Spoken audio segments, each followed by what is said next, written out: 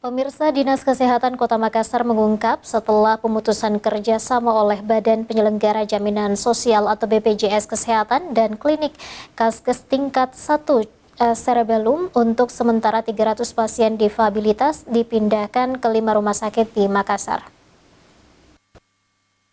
Beberapa hari lalu, pihak Badan Penyelenggara Jaminan Sosial atau BPJS menghentikan kerjasama dengan salah satu klinik swasta yang ada di Makassar.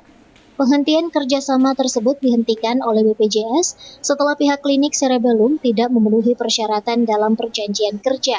Akibatnya, sekitar 300 difabel tidak bisa berobat lagi di klinik Cerebellum. Menanggapi kejadian tersebut, Dinas Kesehatan Kota Makassar lakukan mediasi antar kedua pihak. Kepala Dinas Kesehatan Kota Makassar, Nur Saida Sirajudin, mengungkapkan telah melakukan rapat koordinasi dengan menghadirkan pihak BPJS dan klinik Cerebellum untuk membahas kejadian tersebut. Dari hasil pertemuan tersebut, pihak BPJS memindahkan pasien difabilitas di 5 rumah sakit untuk tetap dapat melakukan terapi kesehatan.